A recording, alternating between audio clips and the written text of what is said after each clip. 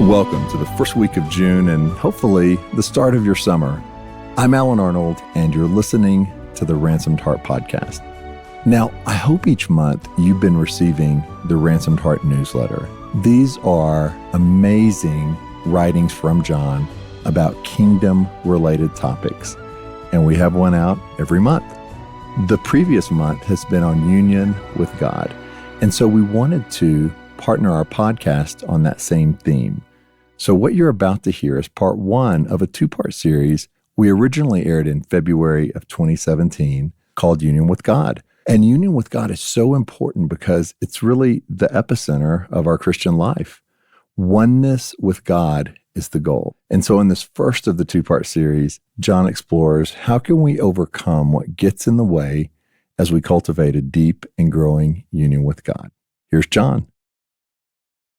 To get us into the conversation today, I want to read from John, the Gospel of John, chapter 17.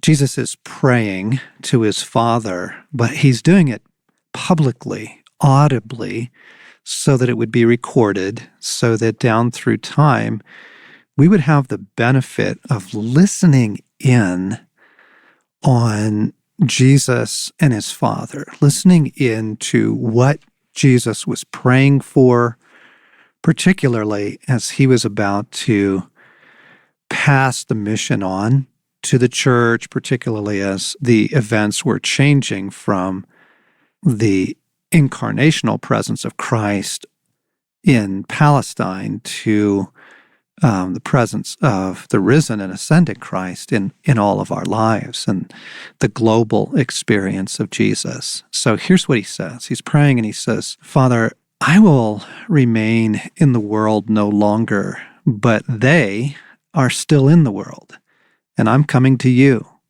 Holy Father, protect them by the power of your name, the name you gave me, so that they may be one as we are one.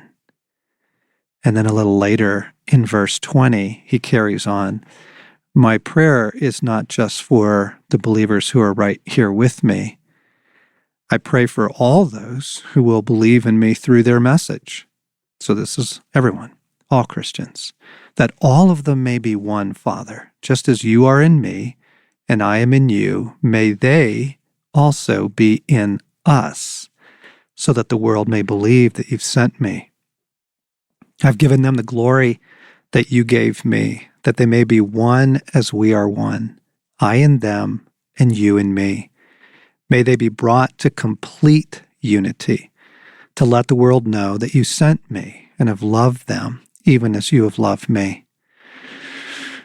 This is an extraordinary description of the essence of the Christian life. This is the epicenter right here. This is the core of what Christ knew in his experience on earth and what he's praying that we would have an ongoing experiential reality of. And it's oneness, union with God. Now, I know this passage often gets used for church unity because Jesus does say the words, I pray for all those who believe in me, that all of them may be one. But that's the first part of a sentence. He goes on to describe what he means by that. And it's not, ecclesiastical unity. He says, just as you are in me, Father, and I am in you, so he's talking about union with God, may they also be in us. And then he goes on to describe it again in verse 23, I in them and you in me.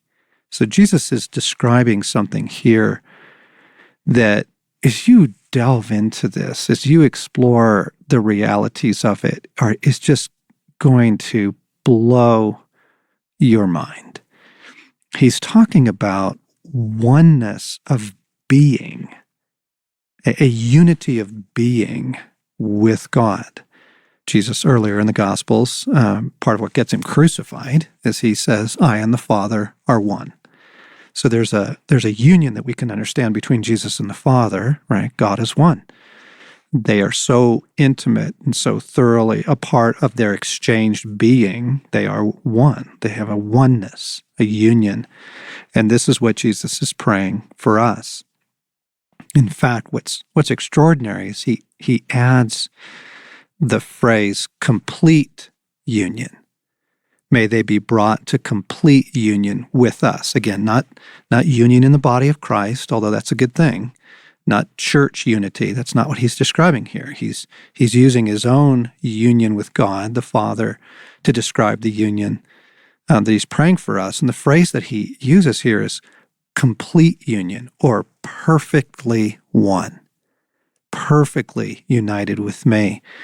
And as you begin to unpack this and kind of chase this down, look at different scriptures on it, you realize that this is the epicenter of all of the other things that you want in your life with God, that you want, period, in your life. Like, I think the number one reason that Christians experiencing a higher level of restoration or victory over their struggles or guidance, direction, the fulfilling of their purpose, their calling, the realization of dreams, on and on.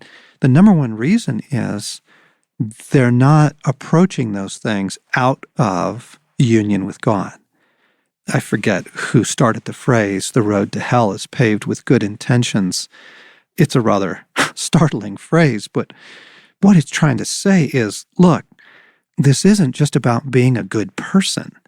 This isn't just about believing in God. I think that there are millions of believers that are trying hard, but are not finding the power to live life as they want to live, the power for their sexual integrity, the power to get their anger under control, the power to avoid, all those food and chemical addictions, just the power to be able to be around incredibly abrasive people and still be a decent human being yourself. Like, the problem is that they're looking at the Christian life as, well, I want to obey, or I want to trust God, or I want to hear from him and do what he says. And those things are all good. But that's actually not the essence of the Christian life. The Christian life is not essentially a set of beliefs that we attach our life to and then try and live them out. The epicenter is actual union with God. And of course, a couple chapters earlier in John 15, Jesus gives the famous example of vine and branch. And the whole point he was trying to make is, the branch is fruitful. The branch has life. The branch has energy. It has power to produce all kinds of goodness, leaves, and then blossoms, and then from the blossoms, fruit, because it's united to the vine.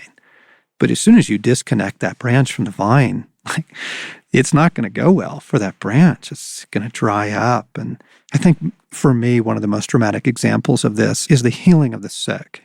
What Christian doesn't have the longing for their prayers to bring healing for their loved ones or just the suffering in the world? We would long to see a greater expression of the healing of the sick and the power that would do to be a witness to Christ. My goodness, what would that do for your family and your extended family if they actually saw the healing power of God? It's so irrefutable, and what would that do for people's hope and their faith? I think it's very apparent that no one's going to bring about healing on their own power. I think we all get that. I can't just walk in the room and lay my hands on someone and they get well out of my own power. We understand that healing takes place because God is there. Healing takes place because his power comes into the person. And the whole point of laying on of hands is, we become a vessel of the power of God into the sick person. And it's just a clear example of nobody's pretending that's going to happen because we did it.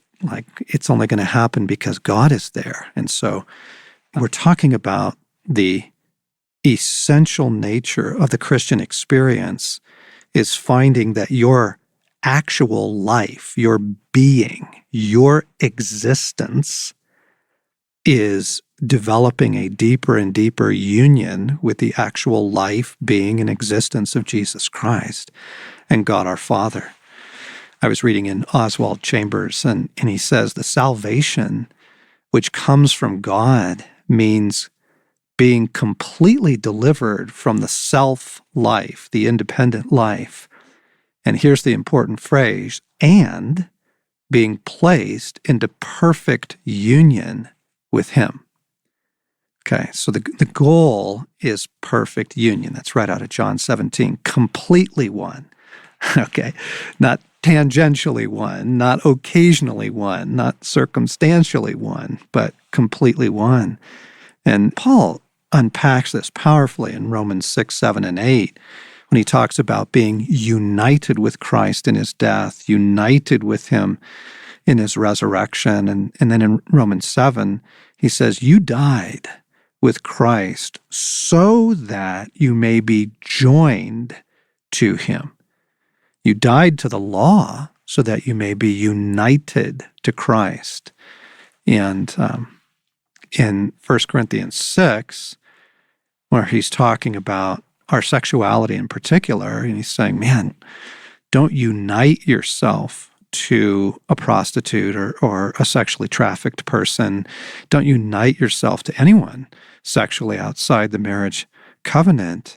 And then the rest of the sentence, he says, but the one who unites himself to the Lord is one with Him, one spirit with Him. So he's using even a sexual intimacy, like real union, to talk about our union with Christ. The goal is union. And I think what I just want to ask as I begin to unpack this and give some direction for this is that our orientation? Like, do we wake up in the morning to say, the first thing I need today is union with God? The primary thing I need is union with God. In other words, are we organizing our day to secure and sustain union with Jesus? Because I know, some people get up and they have a quiet time. Other people get up and, start reading the news. Others get up at the last possible minute and don't even get a bite to eat. They just grab their coffee and head straight into their day. Whatever we're doing, it reveals what we're after. And are we organizing our day? Is this our basic intention? Is this the one thing that we're making sure we are cultivating and operating from? Or is this really kind of tangential? It's for the elite. It's not even a category I'm thinking in. So what I want to talk a little bit about is the practice of it. Like, how do we cultivate union of being with Jesus? We want everything that I am, all of my capacities, body, soul, and spirit, heart, mind, and will, and everything I am, to be growing in a deeper and deeper union with God. Because out of that is going to flow everything else that we've been hoping for, the freedom from our addictions and the power to bring Christ into situations and the clarity of guidance and mission, just the integrity of being, the holiness that we want, the freedom from the rage and the jealousy, all of that, all those other things are the fruit of life that is increasingly one with God through Jesus Christ. So let's just talk about what gets in the way. And then I'll talk about what a practical approach to this looks like. The Scripture gives an unholy trinity as the primary operating system against our lives in God. And it's the world, the flesh, and the devil. James says that's the unholy trinity. Those three things are the kind of the structural alliance against everything that's of God and His kingdom in the world. The world, by which he's not referring to waterfalls and hummingbirds. He's not talking about the natural world. He's talking about the world that fallen man has created that has an energy to it, a pace to it, a value system to it, a culture to it, that is set against the soul. He names our own flesh, which is one of the scripture's descriptions. It doesn't mean your physical body. Various points in history, the church has really misinterpreted that and thought that the body was evil. Actually, your body is called the temple of the Holy Spirit. The body's not evil. What he means by the flesh is the self-life, the sin nature, that part in us that inherited from Adam and Eve, original sin, that inclination to simply do life in opposition to God or apart from God or just simply without a thought of God. So you have the world systems, culture, values, pace, priorities, and then you have the internal inclinations that are not in harmony with God, and then you have the enemy. And they use different means to try and prevent or erode our union with Christ. So let's unpack just an example of how each of those assault or diminish, try and prevent, or try and erode what we're after, which is a deeper union of life and being and existence with the source of life, with God. I think the world's primary assault on the soul and on our union with God is simply pace. There are assumptions by which different cultures operate, but particularly in highly developed nations, where kind of the Apple logo is everywhere, where technology rules the day. The assumption is you're going to run at the pace of the world. You are going to maintain. You have to.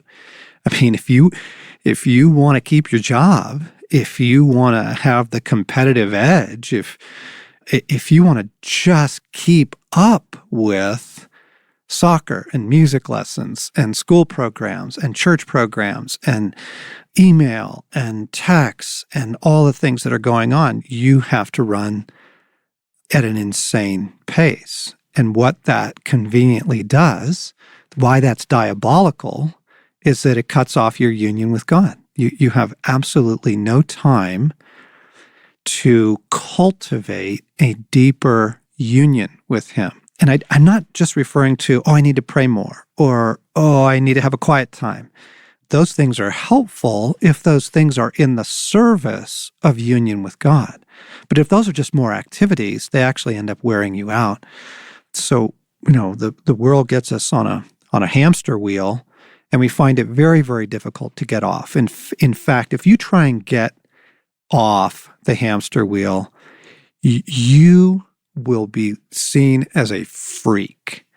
You will be so bizarre to your friends, family, neighbors, coworkers, and unfortunately, this pace thing has infected a good part of Christendom. And you'll hear missionaries bragging about, I traveled 200,000 miles last year, and it's horrible. Actually, the pace that we have let infect our lives, and it's costly to change it. Let's just be honest. It's going to cost, but there's simply no way you can operate in a deep and growing union with God, which is the source of your life, and keep up with the culture around you, keep up with the pace. And that would just be one example of the world. I think another example is the barrage of content. I was reading somewhere recently, it was in The Economist magazine, that an article that next to sleeping and our actual occupation, the things we have to do for our job every day, the third most, highly performed activity by human beings right now is watching video content. The YouTube and the stuff on your phone and all that it's just insane that we are barraged by content, and the human soul can't keep up with that. That's not how we were meant to learn. That's not how we were meant to grow. And it so keeps us rattled versus rooted that you can't cultivate union with God when you're just constantly barraged with input. So those would be examples of the way in which the world is assaulting. And the obvious application is, well, if you want to fight that enemy, you're going to have to begin to detach yourself from the ways of the world and be willing, frankly, to pay the price. Now, the truth is, as soon as you begin to experience union with God, you're going to realize it's totally worth the price. And actually, you end up being a much healthier and productive human being. And you actually have a better marriage than your neighbors. And you have better health and a better life than the people at work. And you actually end up being a radiant human being. So, in the beginning, you kind of experience more of the cost side of it. But as you practice this, you realize, oh my gosh, like the world is mad. It's utterly mad. And the Wendell Berry quote is, to be sane in a mad time is hard on the brain, worse on the heart. But it's worth it because you can cultivate the existence, the life source, the perfect union. Our flesh, and again, I know it's, what we typically think is we think in sin categories, oh, that's my sexual stuff, or that's my, alcohol thing. And it is those things. But beneath that stuff, on a far more operational basis, the more common expression of the flesh, it is just our assumed independence of God. We just live independently. We shoot up a few prayers and go into our day. We don't pray at all for weeks. We don't check in. We just have this natural, ingrained insistence in doing life on our own terms. And the flesh does not like to be interfered with, which is what that whole sacrifice thing was about, by the way. And it's also, I think, it's what's at the heart of tithing as another example. Tithing is not some huge expression of whether or not you're a follower of God. It's just a quick and easy cut straight to the quick of, does God get to say what you do with your money, or do you? It's so abrasive. It's just so irritating. It just cuts straight to the chase of kind of our standard operating assumptions, this learned independence. And anytime God intrudes into our lives, the first thing he encounters is this stubborn resistance to do life on his terms. That's the flesh. And then, yes, of course, it expresses itself in, all kinds of, bizarre ways, controlling rage, anger, addictions. But, go back to the Old Testament story of the people of Israel leaving Egypt. So, this phenomenal rescue of their entire race has just taken place, and they're following God now to the promised land. And there's a pillar of cloud by day and a pillar of fire by night through which he's guiding them. But the story is hysterical because the cloud or the fire stops and starts at totally unpredictable and random times. Like they'll go 3 days and then they'll stop 3 weeks. And then they'll go a day and then they'll stop a month. And then they'll go and go and go and go and go and not stop. And it looks capricious. It looks sporadic. God knows exactly what he's doing. He is cutting to the chase of that human thing of, I want to do it my way on my terms. And so it's just a beautiful story of, will you follow me? Will you let me lead? However disrupted this may be.